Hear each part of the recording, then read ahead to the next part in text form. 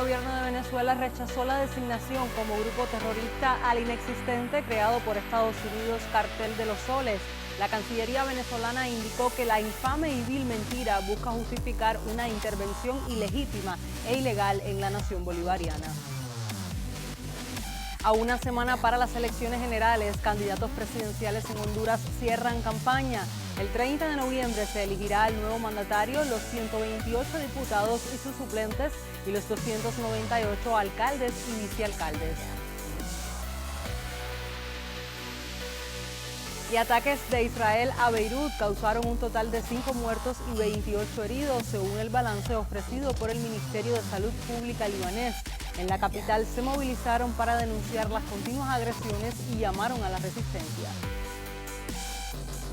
Saludos, bienvenidos a El Mundo Ahora, con los adelantos de las noticias más relevantes de esta jornada. Ya comenzamos. Acompáñenos durante los próximos 27 minutos de programa.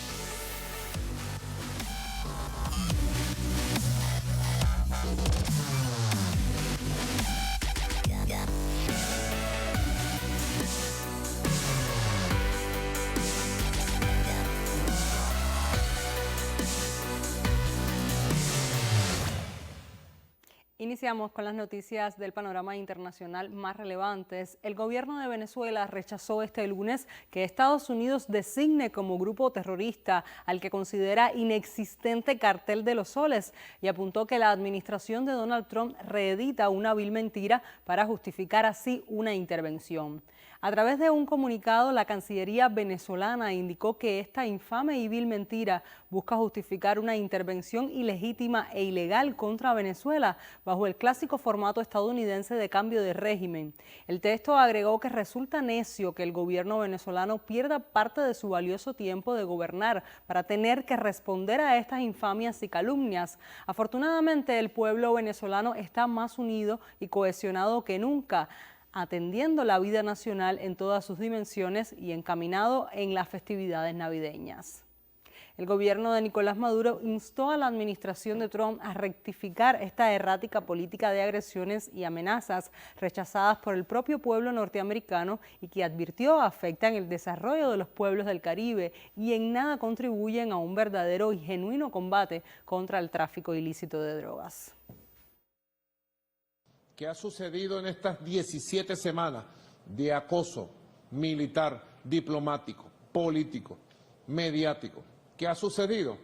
Bueno, que los restos de lo que quedaba de la extrema derecha sayonista desaparecieron del mapa político. Tienen el rechazo de más del 90%, ¿verdad? Hay 4 o 5 puntos que conforman la Unión Nacional, una nueva Unión Nacional, grandes consensos. El rechazo a la amenaza militar estadounidense, ¿verdad? El rechazo al llamado a la invasión que hace la derecha, tiene más del 90%. El rechazo personal a cada nombre, Juan Guaidó, María Machado, Leopoldo López, Julio Borges. El rechazo a ellos en lo personal sube el 93%. Correcto. El apoyo a la Fuerza Armada Nacional Bolivariana rompe récord. Y una cosa que de verdad yo no la busco, porque yo no gobierno para tener buenos números en las encuestas, yo gobierno para la verdad, que es el aumento casi al 70% del apoyo del pueblo venezolano a su presidente. El reforzamiento militar en el Caribe lleva meses en marcha. Incluso Trump ha autorizado operaciones encubiertas de la CIA en Venezuela. El pasado viernes, la Administración Federal de Aviación de Estados Unidos advirtió a las principales aerolíneas sobre una situación potencialmente peligrosa al sobrevolar Venezuela y la instó a actuar con cautela, lo que ha provocado la suspensión de cientos de vuelos. La Alianza Bolivariana para los Pueblos de Nuestra América, Tratado de Comercio de los Pueblos, rechazó de manera categórica critica la reciente acción del Departamento de Estado de Estados Unidos, que designó como organización terrorista al inexistente Cartel de los Soles y pretende vincularlo falsamente al Estado venezolano. En un comunicado emitido desde Caracas, el ALBA ATCP calificó esta medida como una mentira grotesca y una maniobra política errática y advirtió que dicha operación podría conducir al gobierno estadounidense a cometer errores aún más graves capaces de generar escenarios indeseables. Estados Unidos ha reforzado en los últimos meses su presencia militar en el Caribe y en el Pacífico latinoamericano con buques, aviones de combate y fuerzas especiales en un despliegue que la administración de Donald Trump enmarca en su iniciativa Lanza del Sur y en una supuesta lucha contra el narcotráfico. La operación militar estadounidense ha resultado en la destrucción sumaria de alrededor de una veintena de lanchas y la muerte injustificada de 83 de sus ocupantes sin mostrar pruebas fehacientes de que transportaban drogas. Desde agosto, el Mar Caribe y la entrada al Pacífico Oriental se han convertido en escenario de una expansión militar estadounidense que incluye destructores de misiles guiados, submarinos de ataque nuclear, aeronaves F-35, helicópteros de ataque, aerodeslizadores anfibios y drones de vigilancia. Además, el número total de tropas estadounidenses proyectado podría alcanzar decenas de miles, lo que convertiría esta operación en la mayor presencia militar de Estados Unidos en la región en décadas, algo que no se veía desde las guerras estadounidenses en Medio Oriente. En este contexto, luego de finalizada la cumbre del G20, el presidente brasileño aseguró que hablará con su homólogo estadounidense Donald Trump para evitar un conflicto militar con Venezuela. En una rueda de prensa, Luis Ignacio Lula da Silva se declaró muy preocupado por el despliegue militar del país norteamericano en el Caribe en el marco de la creciente tensión con Venezuela. Sudamérica se considera una zona de paz. Somos un continente que no tiene armas nucleares, bombas atómicas ni nada parecido. Nuestro objetivo es desarrollarnos y crecer. Me preocupa mucho el aparato militar que Estados Unidos ha desplegado en el Mar Caribe. Estoy muy preocupado y tengo la intención de hablar con el presidente Trump al respecto, porque me preocupa. Brasil tiene una responsabilidad en Sudamérica. Brasil limita con Venezuela, y eso no es poca cosa. También México ha visto amenazada su soberanía ante las declaraciones de Trump, quien afirmó que estaría dispuesto a enviar tropas para combatir a los carteles del narcotráfico mexicano. Frente a intentos de injerencia externa apoyados por sus opositores, la presidenta mexicana Claudia Sheinbaum hizo un llamado en defensa de la autodeterminación de los pueblos durante el bicentenario de la consolidación de la independencia en el mar. Escuchemos. Triunfa el uso de la fuerza para acabar con la razón. Tampoco triunfa quien defiende los viejos privilegios frente a la transformación. No triunfa quien busca apoyo extranjero cuando no tiene apoyo interno. Pero siempre el pueblo de México debe estar alerta para defender la justicia y cualquier intento de injerencia externa, apoyada, sí, por los conservadores. Mexicanas y mexicanos, hoy como ayer, estamos llamados a defender nuestra independencia. Mientras esta amenaza persiste en Venezuela, se mantienen las habituales actividades en el país. Las comunas de todo el país celebran la cuarta consulta popular del año para que sus miembros pudieran elegir proyectos comunales. Ciudadanos de 5.336 comunidades registradas escogieron proyectos locales que serán financiados por el Estado. Para estas elecciones se habilitaron 9.963 mesas en 8.630 centros de votación. En un colegio electoral de Caracas, incluso los votantes también celebraron el cumpleaños del presidente venezolano Nicolás Maduro, que coincidió con la jornada de votación. El ministro para las Comunas de Venezuela, el chavista Ángel Prado, aseguró en un contacto telefónico con el canal estatal venezolana de televisión que hay un temor muy grande por parte de Estados Unidos debido al liderazgo del presidente Nicolás Maduro. En este sentido, Prado afirmó que el imperialismo norteamericano le preocupa no tener control de los recursos naturales de Venezuela, entre ellos el petróleo. Mira, hay un temor muy grande de parte del gobierno de los Estados Unidos porque se ha fortalecido el liderazgo del chavismo, porque cada día se fortalece más el liderazgo del presidente Nicolás Maduro, pero sobre todo cada día profundizamos en la construcción del modelo venezolano que estamos pariendo, que bueno, pues con las ideas del comandante Chávez, con el legado del comandante Chávez, con el resistir en todos estos años de guerra económica y de bloqueo, pues nosotros y nosotras pues hemos parido un modelo político y lo vamos a fortalecer, y eso preocupa al imperialismo norteamericano. Le preocupa tanto eso como no tener control de nuestros recursos naturales, de nuestro petróleo. Entonces han decidido amenazar nuevamente a la patria, han decidido colocar toda una artillería militar cerca de nuestro país, y la respuesta que el pueblo venezolano ha dado ante la pretensión de instaurar una guerra psicológica en Venezuela es máxima movilización.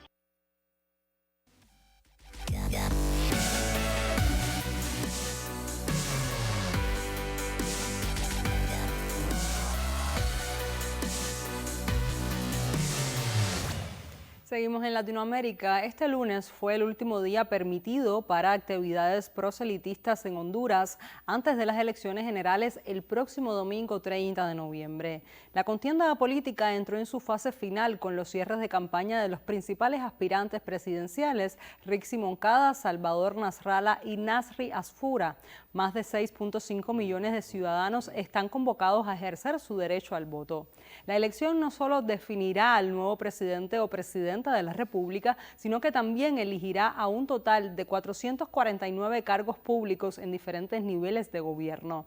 Los votantes deberán seleccionar a un mandatario, 3 designados presidenciales, es decir, vicepresidentes, 298 alcaldes, 128 diputados que conformarán el Congreso Nacional y 20 ante el Parlamento Centroamericano. Las encuestas indican que en Honduras la candidata Rixi Moncada se perfila como la próxima presidenta. Sin embargo, sectores de la oligarquía hondureña, al ver su posible derrota, estarían buscando cometer un fraude electoral. En medio de los cierres de campaña, el gobierno de la presidenta Xiomara Castro denunció planes de sabotaje electoral promovidos por sectores de la oposición. Además, Castro alertó sobre operaciones encubiertas destinadas a desestabilizar las elecciones y exigió respeto a la soberanía nacional, reafirmando que solo el pueblo hondureño tiene la potestad de decidir su destino político sin interferencias externas.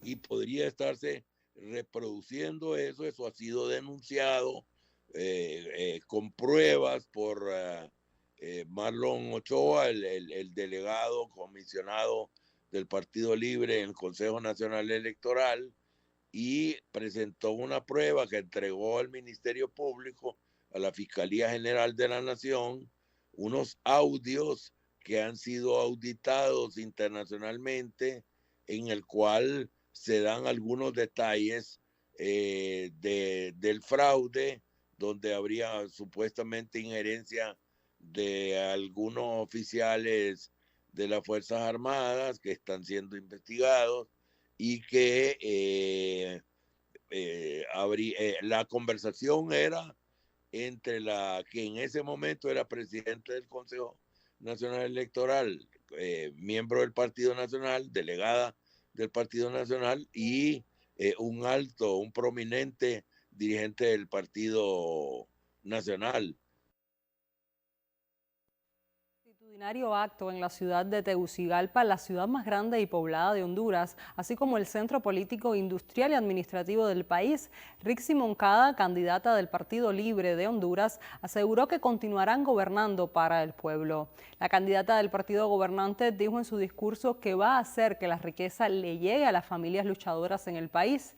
Durante toda su campaña, Moncada ha resaltado que su plan de gobierno se centrará en eliminar todas las limitaciones financieras que afectan el desarrollo de las familias hondureñas, haciendo que el dinero y los recursos lleguen a la gente. Además, ha desmentido algunas de las mentiras que ha propagado la derecha para contrarrestar la fuerza de Libre. Antes de culminar, Moncada dio certezas de que no permitirán el escenario que se dio en 2009, cuando las Fuerzas Armadas se alinearon con el golpismo. Hoy Honduras tiene unas Fuerzas Armadas no golpistas dirigidas por un soldado demócrata.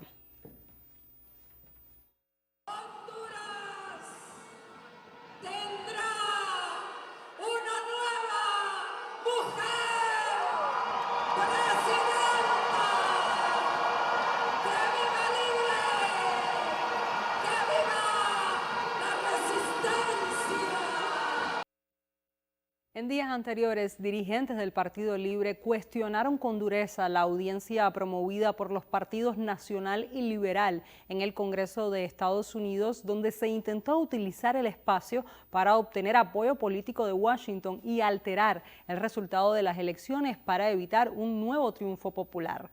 La sesión, convocada por la congresista de ultraderecha María Elvira Salazar, buscaba presentar ante legisladores estadounidenses la visión de los partidos opositores hondureños sobre una supuesta crisis electoral en la nación centroamericana. Sin embargo, el evento sufrió un revés significativo tras revelarse que el abogado Carlos Trujillo, presentado como testigo clave, mantenía relaciones contractuales tanto con la cuestionada sede Próspera como con el Banco Ficocha, hechos que él mismo reconoció que en el pasado maniobraron contra el gobierno de la presidenta Xiomara Castro. Durante la audiencia, el congresista demócrata Joaquín Castro rechazó la participación de Trujillo, enfatizando que sus vínculos con empresas privadas y estructuras asociadas a la sede comprometían la imparcialidad de su declaración. Funcionarios hondureños que asistieron al encuentro en Washington señalaron que la objeción fue tan categórica que el testigo terminó siendo prácticamente apartado de la discusión. Discuss your upcoming testimony with any of your clients before this hearing? I have not. Did you get advice? Ranking member, I'm sorry I'm interrupting. I think we're here for just one purpose, to assure that November 30th are clean and fair elections in Honduras. Ambassador Trujillo may have many clients in Honduras, but that does not mean that he does not want the best outcome on November 30th. So I think we should just concentrate on finding out what's really happening right now and how we can preserve the integrity of those elections. Oh, Chairwoman, I've never interrupted your time, and you've never interrupted my time.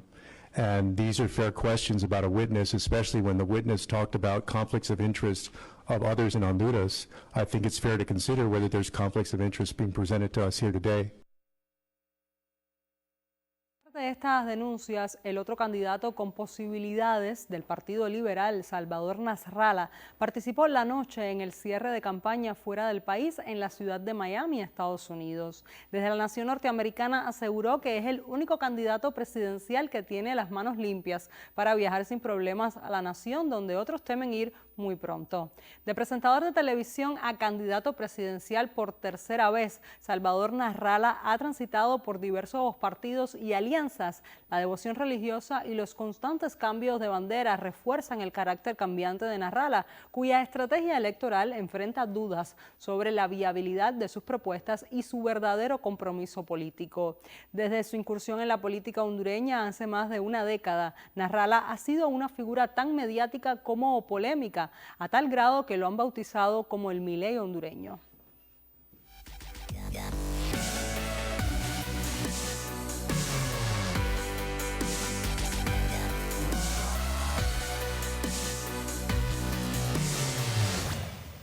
Pasamos a Medio Oriente. El Líbano cumple este 27 de noviembre un año de alto el fuego en medio de una de las peores escaladas desde su entrada en vigor.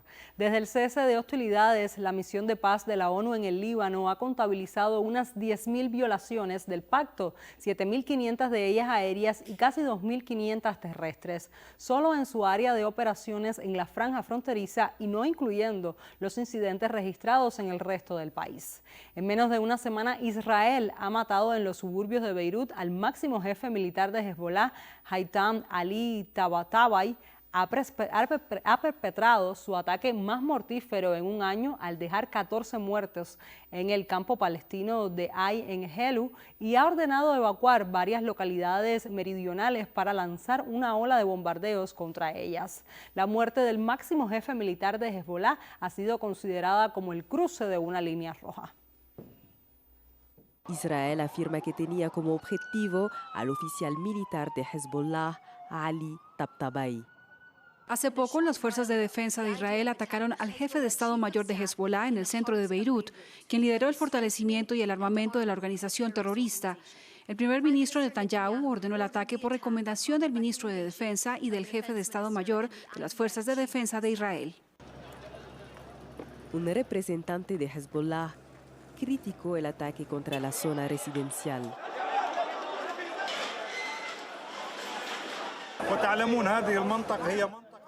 Esta es sin duda una zona civil y no hay presencia militar alguna aquí en el corazón de los suburbios del sur, especialmente en el barrio en el que nos encontramos. Centenares de personas se congregaron este lunes a las afueras de Beirut para despedir al jefe militar del grupo chií libanés. Tras los rezos de rigor, los féretros del máximo comandante y de sus compañeros fueron portados a hombros por las calles del extrarradio del Dahie, acompañados por una multitud que portaba banderas de Hezbollah. Durante la procesión también se elevaron gritos contra Israel y de lealtad al líder histórico del grupo, Hassan Nasrallah, fallecido el año pasado en otro ataque israelí contra el Dahie. Según una breve biografía difundida por su formación, Tabatabai nació en Beirut en 1968 y formó parte de Hezbollah desde su fundación en 1982, por lo que se habría alistado en sus filas cuando era apenas un adolescente. Un alto funcionario iraní advirtió que los asesinatos selectivos de comandantes de la resistencia por parte de Israel están acelerando su propia desaparición. La resistencia del Líbano se ha vuelto más fuerte después del martirio de Sayed Hassan Nasrallah. Ahora Hezbollah tiene una paciencia estratégica. Está llevando a cabo una autodisciplina estratégica.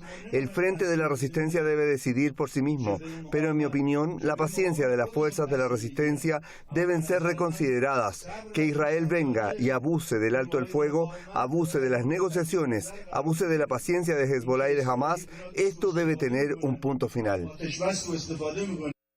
Israel ha intensificado sus ataques contra Gaza y el sur del Líbano en las últimas semanas. Esta escalada contrasta marcadamente con la narrativa de Washington sobre el progreso hacia la paz. Los analistas afirman que el gobierno israelí está priorizando la fuerza militar sobre la diplomacia y advierten que el enfoque de Israel está alimentando las tensiones regionales y socavando las conversaciones. La situación plantea dudas sobre la durabilidad de las iniciativas diplomáticas actuales. Well, Sammy, the message Israel is sending is the same one that it's been sending for years, that it does not believe that agreements it enters into need to be fully implemented if it thinks that it is threatened. It does not respect the opinions or the requirements of international law or UN resolutions.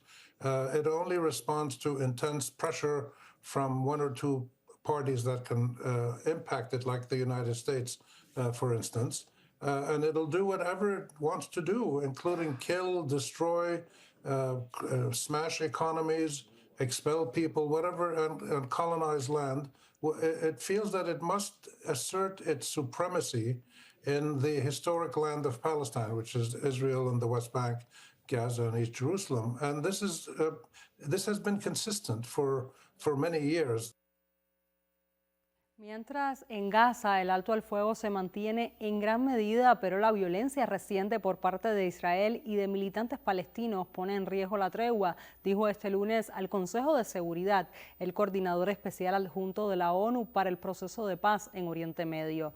Esta violencia está poniendo en peligro el frágil alto al fuego, dijo Al-Akbarov, instando a todas las partes a ejercer moderación y cumplir sus compromisos bajo el acuerdo. Además, llamó a la ayuda urgente, la reconstrucción y la rendición de cuentas e instó a un esfuerzo internacional coordinado para garantizar una paz duradera y una solución de dos estados. El alto funcionario de la ONU destacó la sombría situación sobre el terreno, incluyendo a más de 1,7 millones de personas aún desplazadas y casi el 80% de los edificios dañados o destruidos.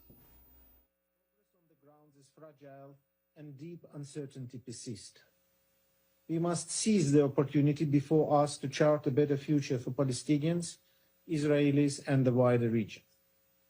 Since coming into effect last month, the ceasefire has largely held in Gaza.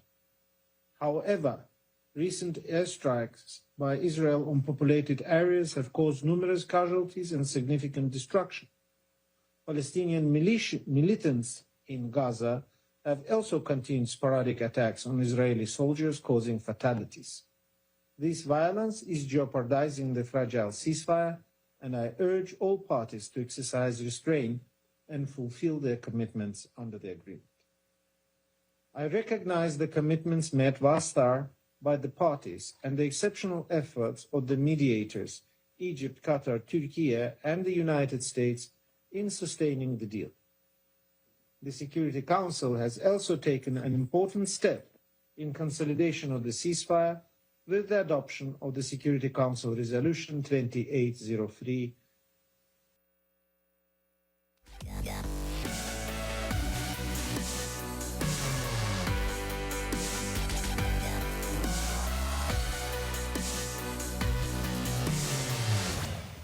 Con el repaso de las noticias más relevantes del panorama internacional en las últimas horas, ponemos punto final a esta emisión del programa. Manténgase informado en el canal cubano de noticias.